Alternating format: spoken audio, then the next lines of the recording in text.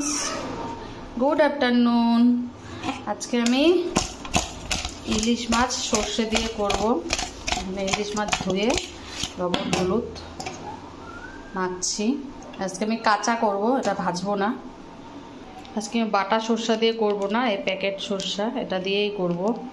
এখানে আমি সর্ষা গরম জল করে গুলিয়ে নিয়েছি। আর আজকে আমি একদম সর্ষার তেলেই রান্না করব, কারণ ইলিশ মাছ সর্ষার তেলেই জমে যায়। কড়াইয়ে তেল দিয়ে কাঁচা লঙ্কা, আলু জিরা আর আদা এতো করে দিয়ে দিয়েছি। এবার এখানে এই গুলে রাখা সর্ষাগুলো দিয়ে দেবো। গুলে রাখা সর্ষা জল দিয়ে দিয়েছি। একবারে ফুটে উঠলে মাছগুলো ছেড়ে দেবো। ঝোল ফুটে উঠেছে, এবার মাছগুলো দিয়ে দেবো। দিয়ে দিলাম মাছগুলো। ইলিশ মাছ খুব নরম, তাই ঢেকে রেখেছি অল্প সময়ের জন্য।